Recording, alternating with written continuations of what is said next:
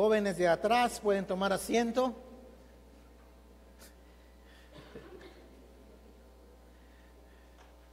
Pasen, tomen asiento para no distraernos. Hoy vamos a hablar acerca de finanzas.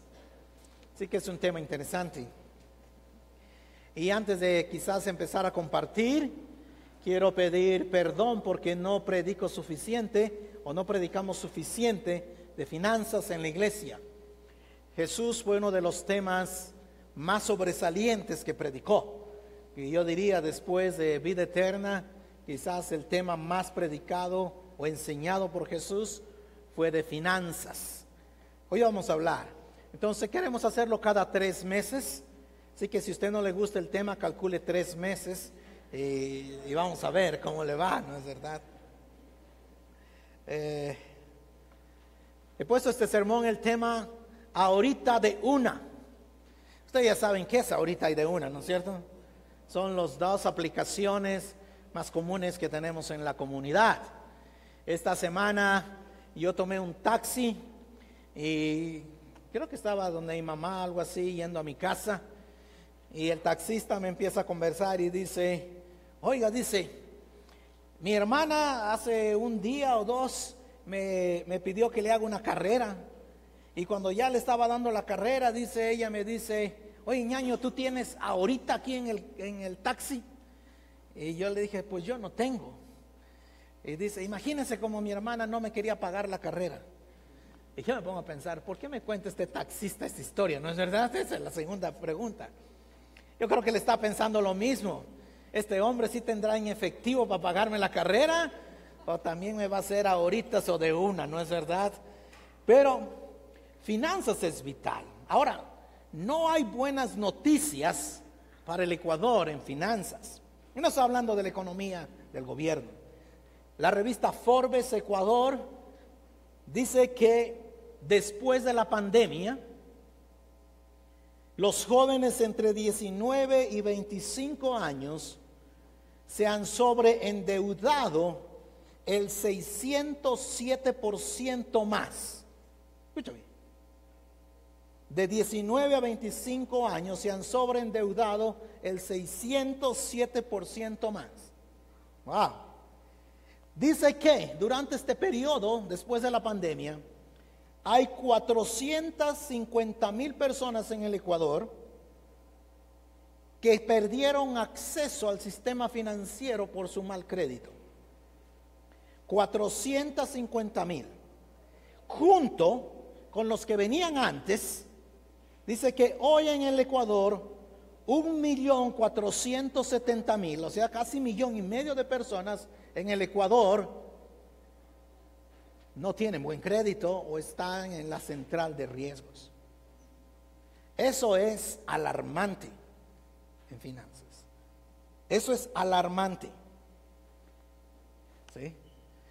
Ahora que mi hija ya estaba estudiando, Estados Unidos está igual o peor. Quiero que entienda que no es un problema ecuatoriano, es un problema mundial. Dice que creo 60% o 70% de personas en Estados Unidos no tienen $500 ahorrados en su cuenta para efectivo. Wow. Y entonces ella le dieron una clase que se llama finanzas. Y pudimos hacer alguna tarea con ella y me encantó la clase. Déjame decir, creo que en los últimos, después de la pandemia, Estados Unidos ahora lo puso en el currículum. Finanzas es requerido para los graduados de high school o del colegio. Y al final había un proyecto, y el proyecto simplemente está tratando de poner un presupuesto y trata de poner cuánta deuda se acaba la universidad o el college que le llaman allá, y cómo funcionan las tarjetas de crédito y cómo funcionan las de débito y cómo más o menos qué elementos pueden ser ajustables dentro del presupuesto. Y me encantó porque incluso ya, a pesar que Oregon es un estado muy liberal, tiene una línea que se llama charitable, que es para donaciones de caridad o cosas así. Y me encantó. Y al final yo dije a Janine, le dije, ¿qué es lo que más has aprendido? Dice que tarjetas de crédito son peligrosas. Y yo dije, aleluya, amén. Ahora te voy a dar una clave. Tarjetas de crédito no son malas siempre. Escucha bien. Si tú juegas el juego de los bancos, son malas. ¿Cuál es el juego de los bancos? Compras y no tienes plata y te endeudas y ahora empiezas a pagar poquito a poquito y nunca sales de la deuda. Ahí son malas. Pero tarjetas de crédito no son tan malas. Escucha bien. Si tú compras todo con tarjeta de crédito y a fin de mes pagas todo, ahora tú le estás haciendo el juego al banco. Porque ellos te dan algunos beneficios. ¿Sí? Te dan algunos beneficios. Eso es lo que yo hago. Así que no le digas que hay un pastor ahí que está diciendo que juguemos así con las tarjetas. Escucha bien. Si tú te endeudas y no tienes con qué pagar, tíralas. Pero si tú sabes administrar bien, úsalas. Entonces de repente ahora que estoy viajando, creo que una de mis tarjetas por cierta cantidad de dinero que consuma al mes, no le importa si lo pago o no lo pago. Escucha bien. Tengo acceso gratis a las salas VIP. De repente te suben en el avión un poquito más si tú tienes un buen crédito y has consumido tanto. Pero ¿cuál es la clave? A fin de mes tienes que pagar y quedar en cero. Ahora te dan millas, ¿no es cierto?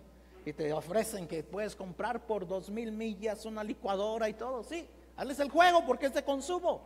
Pero ten mucho cuidado de que ellas no jueguen contigo para agarrar todo. ¿Ok? Entonces, finanzas. Voy a escoger un texto que es sumamente interesante y está en 2 de Corintios. En el boletín está mal, porque en el boletín dice 1 de Corintios. 2 de Corintios, capítulo 9 del 5 al 15. Y por esta vez voy a usar la Nueva Traducción Viviente. La Nueva Traducción Viviente.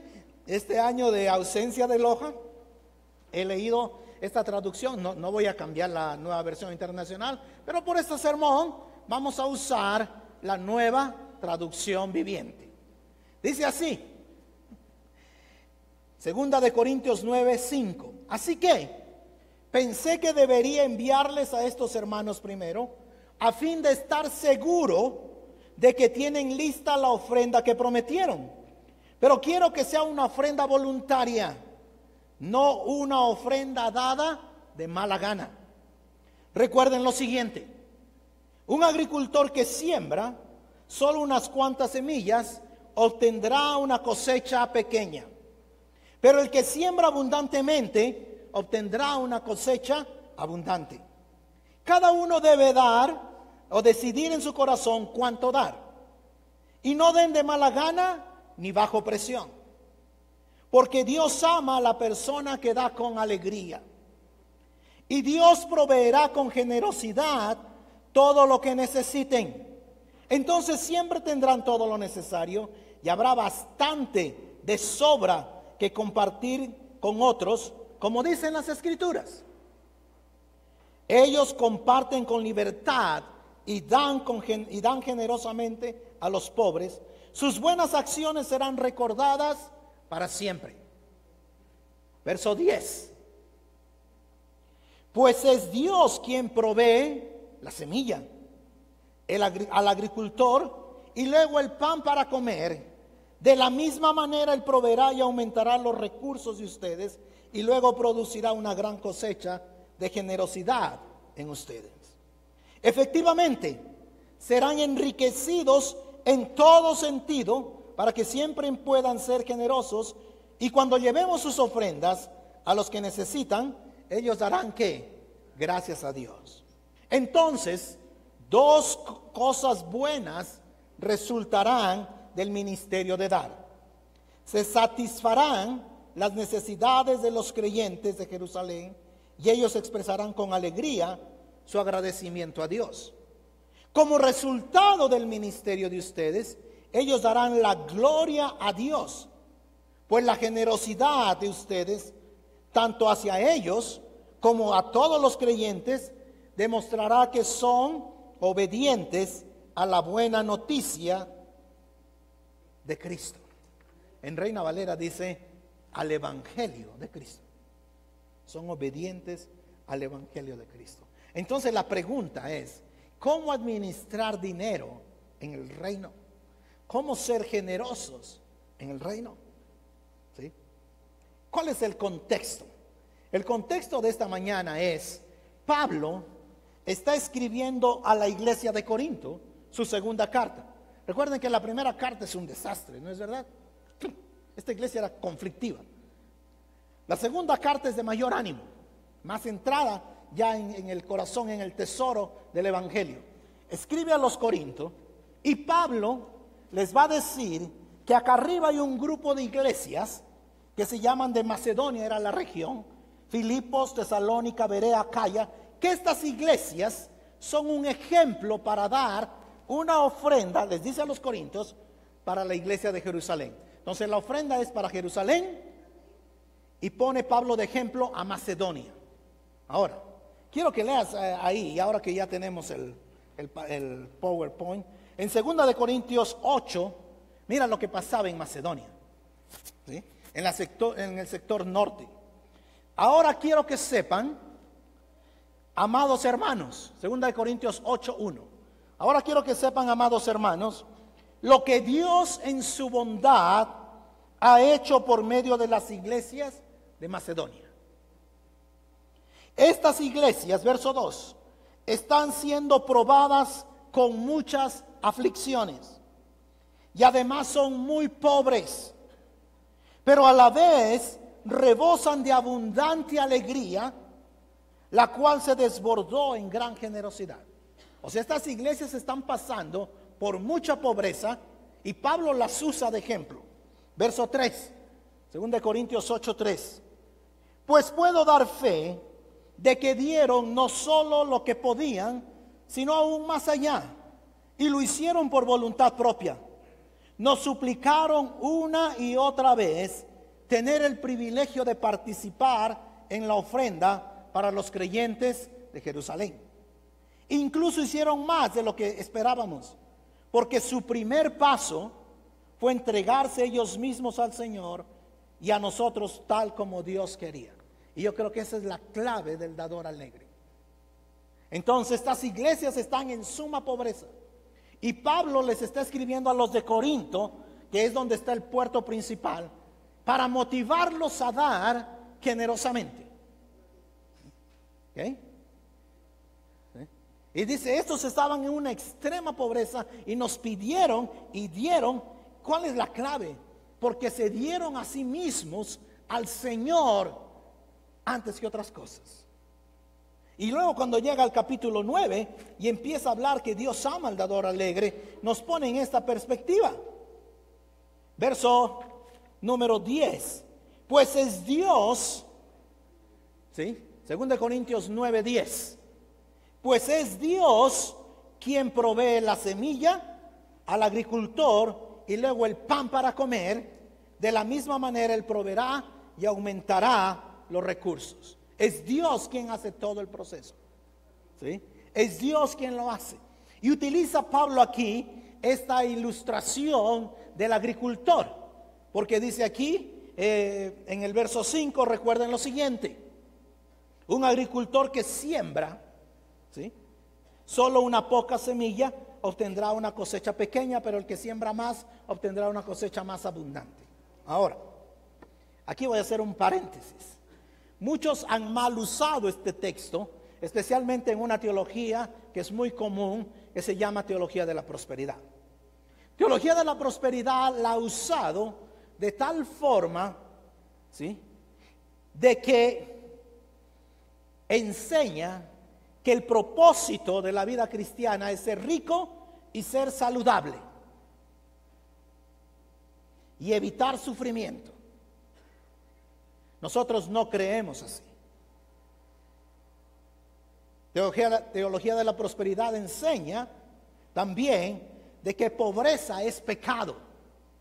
Entonces, si tú estás pobre o no tienes trabajo, es porque no has dado más, ¿sí? Hay que tener mucho cuidado con eso. Pero el texto bíblico sí nos enseña esta proporción directa, algo así se llama, ¿no es cierto? Cuando la ecuación es de una relación directa, ¿sí?, que al que siembra más Dios provee más.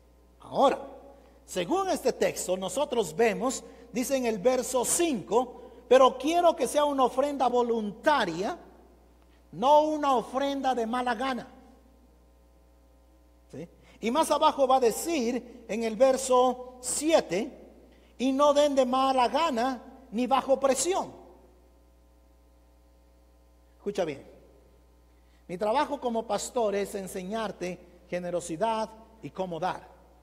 Mi trabajo como pastor no es cobrarte los diezmos. Quiero que entiendas eso.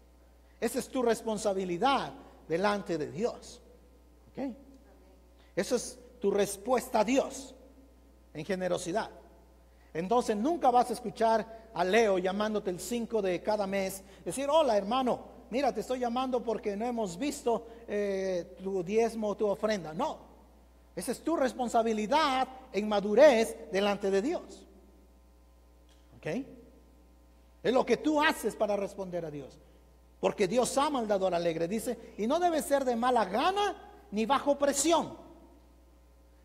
No vamos a publicar ahí atrás una lista que diga: este es el mejor diezmador de semilla de mostaza. No hay tal. Y quiero que sepas otra cosa. Yo no sé quién diezma y ofrenda en esta iglesia. Porque el día que tú te metas en pecado, yo te voy a decir: lo que estás haciendo está mal. Y no quiero que si eres un diezmador, eso me condiciona y voy a perder un diezmador y no te diga el pecado que tienes. ¿Ok? Dios ama al dador alegre, ese es el principio. Ahora, creo que en este primer punto de Dios ama al dador alegre, es que Dios sabe que nos entregamos totalmente. Ahora, ¿cuánto dar? Quizás esa es la otra pregunta, ¿no es verdad? ¿Cuánto dar? En el Antiguo Testamento, el 10% se instauró con la ley de Moisés. Antes de la ley de Moisés, Abraham y Jacob dieron ya el 10%.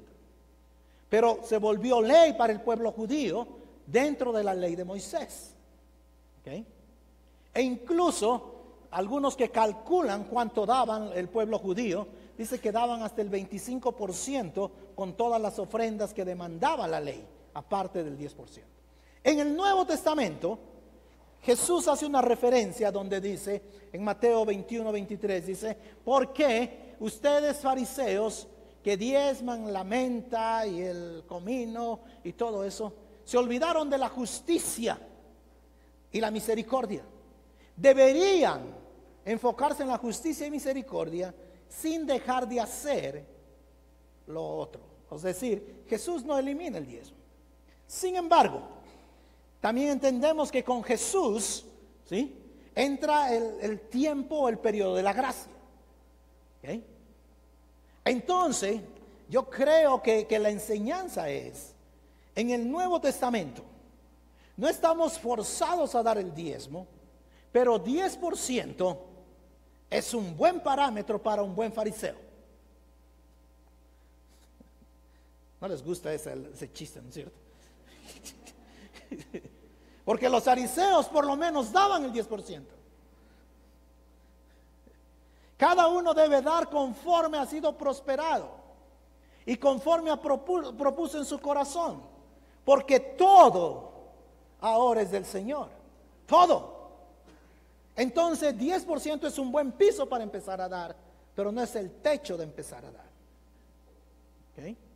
Pero no podemos decir, tenemos que cobrar, no. Pero quiero que entiendas el principio. Es un buen parámetro en ese sentido. Ahora, creo que la ilustración de la cosecha que utiliza aquí Pablo, la motivación no debe estar en la cosecha, porque dice que no debe ser de mala gana ni presión. Teología de la prosperidad te va a enseñar que el énfasis está en la cosecha. Creo que aquí el énfasis está en la actitud generosa de dar.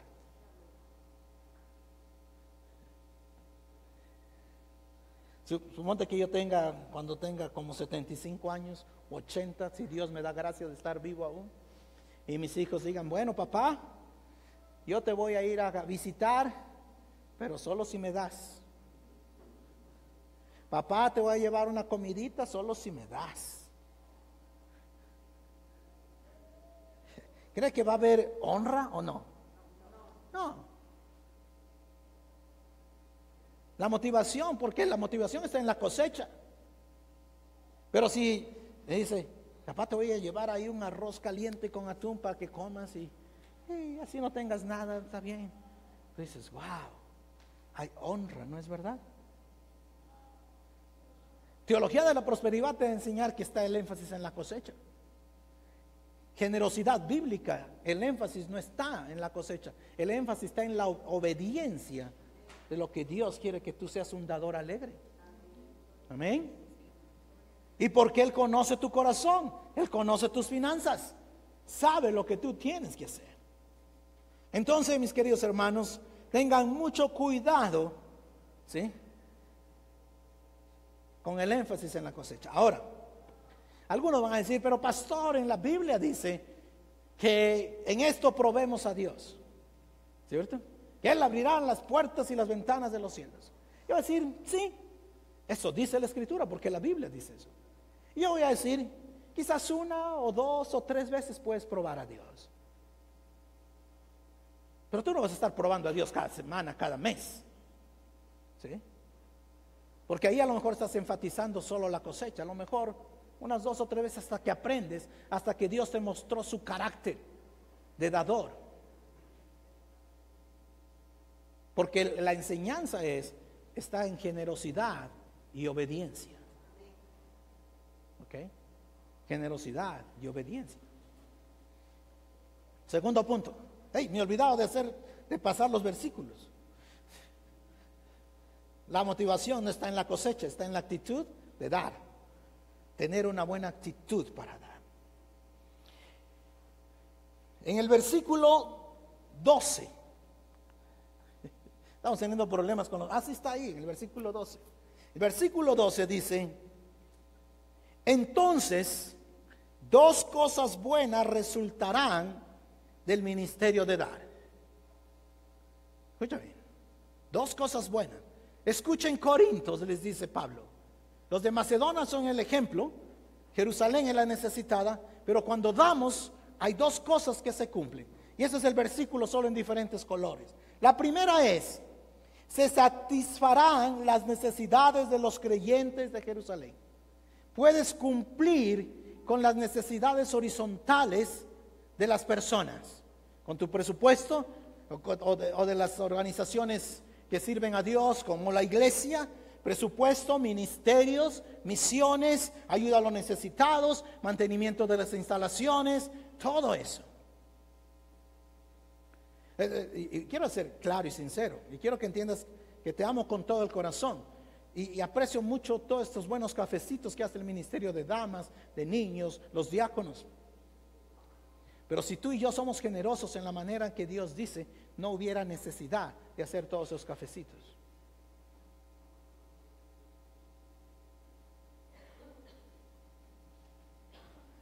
Cuando tú das, hay dos cosas. Esta es 2 Corintios 9:12. La primera es satisfacer las necesidades de los creyentes. Y la segunda es, estos que han sido beneficiados expresan con alegría su agradecimiento a Dios. Personas dicen, wow, Dios me ha provisto. Dios es el proveedor supremo. La gloria es de Dios. Cuando damos, la gloria no es nuestra, la gloria es de Dios. El proveedor supremo es Dios.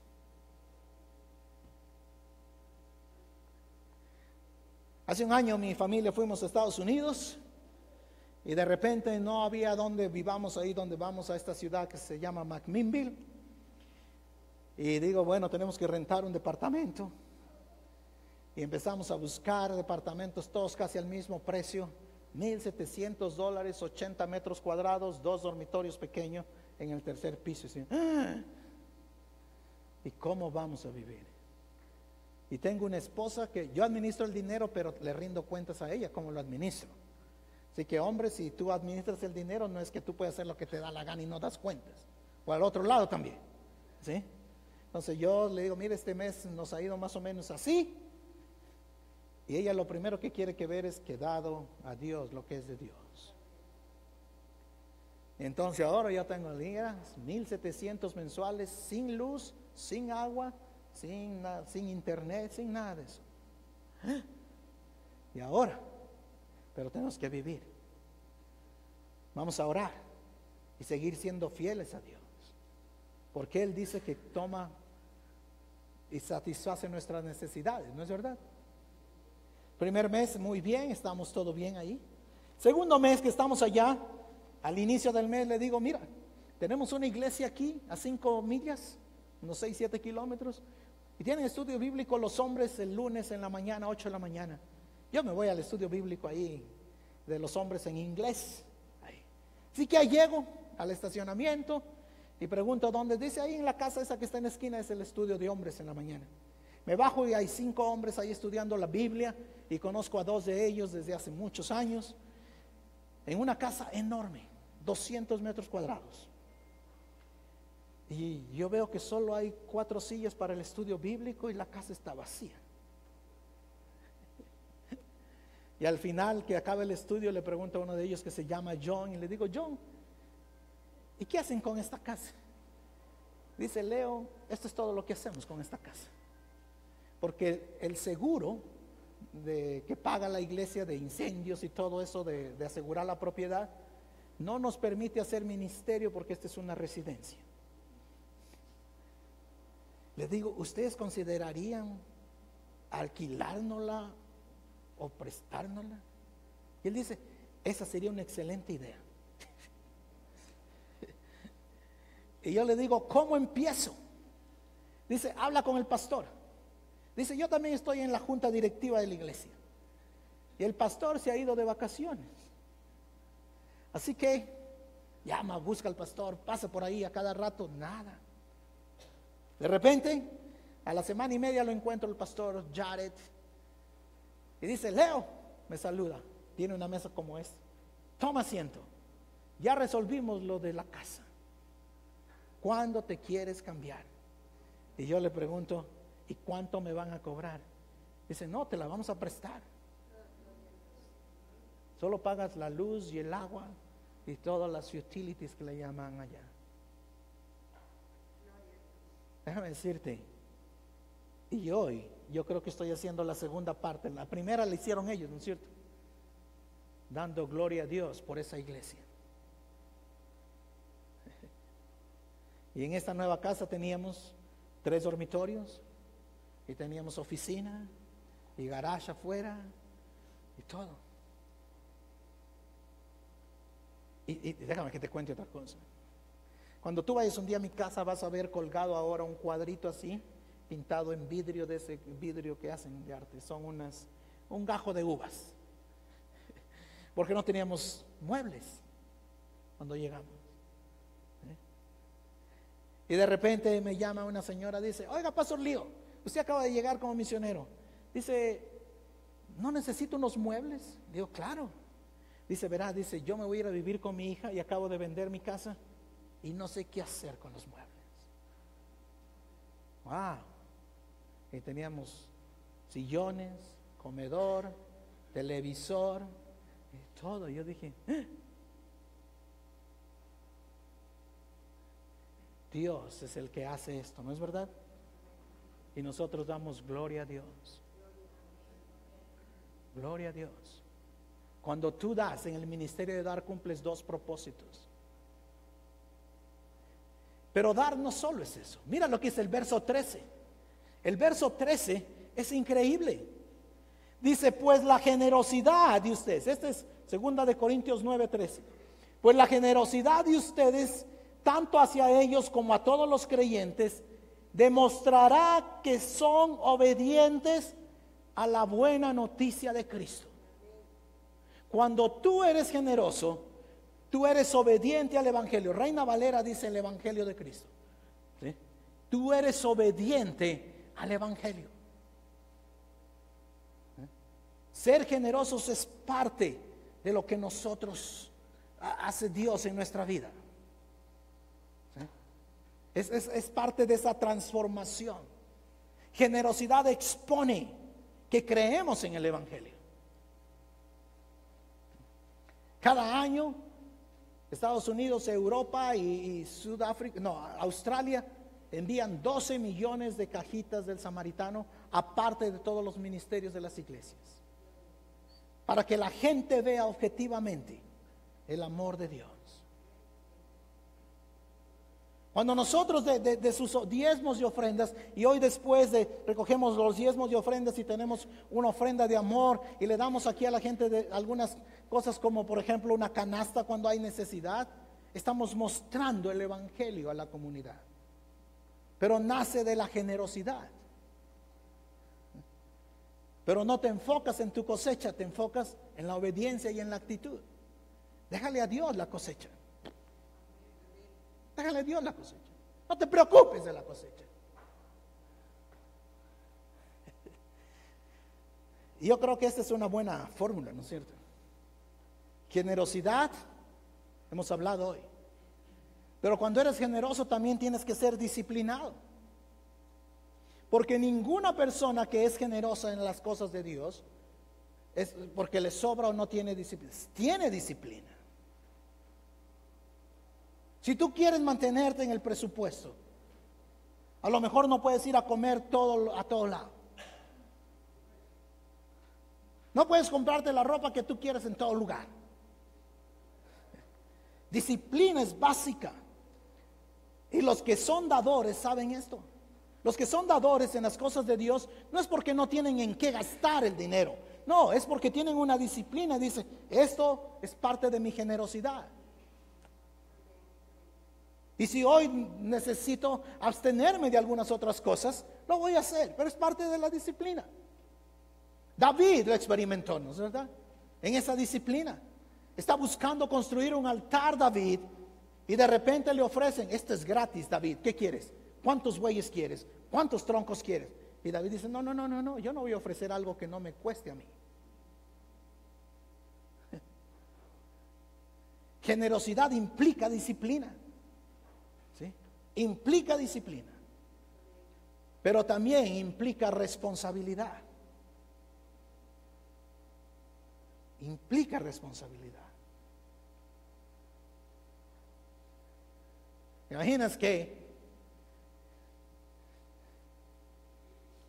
nos cortan la luz por falta de, no digo el agua, porque el agua nos la cortan con pago y sin pago, ¿no es verdad? Bueno, la luz también a veces, ¿sí? Pero nos corta la luz la empresa porque Iglesia Ministerio Semilla de Mostaza no ha pagado luz. ¿Qué testimonio público estamos dando? Déjame decirte, este mes no se ha pagado a todos los pastores todo, porque aún tenemos como $1,000, 1,500 en vacío. Eso no es un buen testimonio como iglesia. Esa es nuestra responsabilidad. Dios nos llama a ser responsables. Cuando nuestra misionera vaya allá a Asia Menor y lo que sea, y esos lugares, nuestra responsabilidad, lo que Dios nos quiere que hagamos.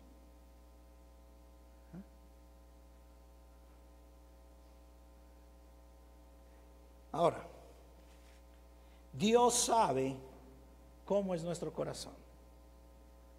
Dios sabe cómo están tus finanzas. Y si quieres arreglarlas, empieza por un presupuesto. Si tienes problemas con tarjetas de crédito, quítalas. ¿Sí? Y métete a hacer las cosas bien. Pero no pienses en la cosecha, piensa en la obediencia. Déjale a Dios la cosecha. Déjale a Dios la cosecha. También porque esa cosecha no solamente es financiera. Puede haber cosecha de salud, puede haber cosecha de que tus hijos toman buenas decisiones, puede haber cosecha de que, wow, Dios sabe cuántas cosas necesitamos, ¿no es cierto? Y Él no es deudor de nadie.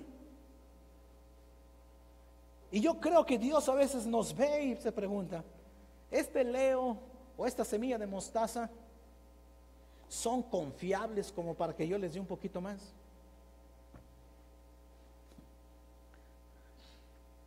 ¿Ellos serán confiables en este aspecto o no? Proverbios 11:24. Da con generosidad. Recuerda, pero no quiero que te vayas con la cosecha y serás más rico. Sé tacaño y lo perderás todo.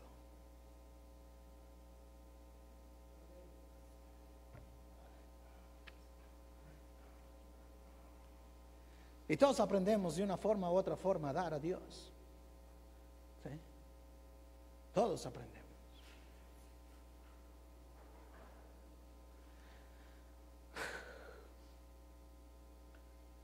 Cuando yo tenía como 17, 18 años, todavía no era creyente. Y ahí donde ahora es la peatonal de la 10 de agosto, había una boutique. Y habían unos Nike blancos con una línea roja. Y yo quería mis Nike. Y entonces yo le dije a mi mamá, cómpreme esos Nike. Dijo, no hay cómo comprar los Nike. Pero yo vi que ella tenía el sobre listo para los diezmos y las ofrendas. Entonces yo hice mi berrinche. Ustedes les da a esos vagos de la iglesia.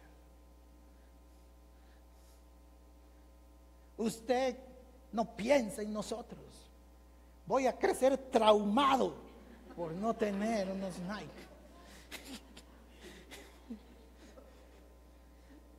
Mi mamá dijo, no, mijito, esto es de Dios.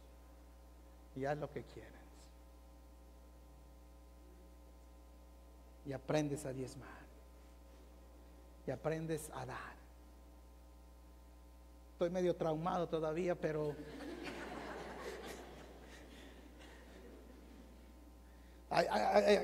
yo les aseguro que aquí hay algunos que hacen berrinche con Dios cuando es de dar. Aprende a ser generoso con Dios, amén. Ya les he contado esta historia, pero a mí me fascina esta historia a mí. ¿Sabes cuándo yo he comido la comida más cara? Cuando no he tenido un centavo. Cero. Cuando yo iba a venir acá a Ecuador hace 22, 23 años, fue interesante, porque yo tenía que viajar al consulado más cercano, era en San Francisco, California, y tenía que llevar mi lista para traer mi menaje de casa. Así que en el transcurso hay una iglesia que nos apoya que está en la frontera de Oregon y California, y prediqué en la iglesia y ellos me dieron un cheque por $380 por las millas y todo. La cosa es que yo había hecho mi cita, dije, de ahí está 3 horas más San Francisco, y ahí hago mi sello en el consulado y todo. Cuando llego ahí, ya predico y todo eso, y hay un hombre ahí en la iglesia, en este lugar que se llama Gold Beach, o sea, la playa de oro, y me dice, hey, yo soy hijo de misioneros. Dice, soy ingeniero en genética. Dice, esta es mi tarjeta, llámame cuando estés en San Francisco, porque hoy día vine a visitar a mi abuela, y mi abuela me dijo, vamos a que escuches mi pastor, pero no, el pastor no predicó, tú predicaste. Dice, llámame cuando estés en San Francisco. O sea, este muchacho no. ¿Se me entiende? La cosa es que llego a San Francisco y al bajarme del auto para entrar al hotel a hacer el check-in, se me cae la billetera. ¿Sí? Y entro ahí adentro a la recepción y la billetera, y Lulu ve y no hay billetera y dice la muchacha que está ahí en la recepción, dice, pero como tengo el número de la tarjeta, si quiere quedarse las 2 o 3 noches aquí en el hotel que tiene reservado, le corro la tarjeta y así tiene donde dormir. Le digo, hágalo. Entonces ya entramos arriba, entré al cuarto y Lulu me dice, pero tenemos el cheque. Ándate allá a la esquina, había una tienda de esas que hacen efectivo los cheques que cobran carísimo allá, 10%, 20%, eran de unos filipinos. Dice, con el pasaporte te lo pagan, porque no tenía la licencia de conducir. Así que voy ahí con el pasaporte y me paro en la ventanilla, le digo, quiero hacer efectivo este cheque. Sí, dice, ¿cuánto es? 380. Yo los conté. Agarré el dinero, caminé al hotel, le digo, Lulo, aquí está la plata. Me faltaban $100. Y yo dije, Dios, ¿qué me quieres decir? ¿Qué les ha pasado esas veces así? Dios, ¿y ahora? Y yo me quebré ahí delante de Dios y dije, Dios, ¿qué voy a hacer? Y Lulo dice, vamos a hablar allá donde te cambiaron el cheque. Y regresé y tenía la cámara ahí, la muchacha dice, digo, pero en la cámara puedes ver, dice, pero usted los contó, pero esas cámaras no se ve cuánto le doy. Dice, déjame hablar con el gerente. Y sale el gerente y dice, señores, voy a cerrar por 5 minutos todas las cajas, y creo que iba a ser un cierre para ver. Y sale a los 5 minutos con los $100 el hombre y dice, aquí están sus $100.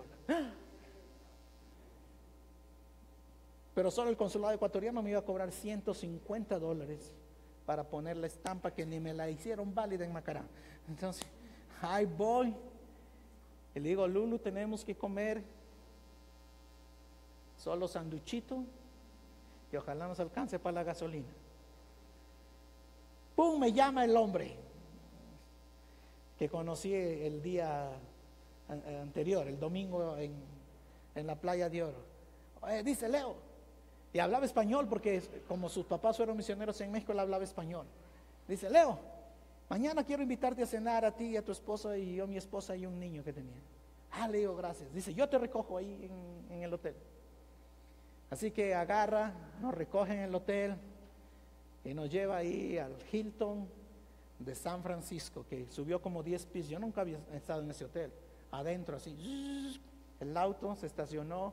Dice, reservé una mesa acá arriba, ahí donde el restaurante ve toda la ciudad de San Francisco, en una esquina. Y yo te digo, estoy hablando 25 años atrás. Y el postre en aquel tiempo, solo el postre tenía precio. Eran $25 cada postre en aquel tiempo. Y dice, pide lo que quieras. Y yo digo, ok, voy a adivinarle aquí, pues, ¿no es cierto? Tal cosa, tal cosa. ¿Quieres un postre?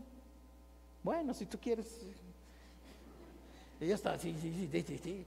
El hombre emocionado, conversándome con su esposa, cómo fue su vida de hijo de misionero en México, y bla, bla, bla. Cuando al final ya dice, bueno, vamos, dice, te traje aquí una ofrenda. ¿Sí? Y me da $500 en efectivo.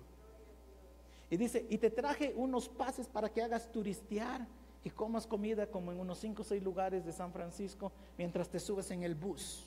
Desde ahí, toda ciudad que voy agarro un bus yo para conocer, porque fue espectacular.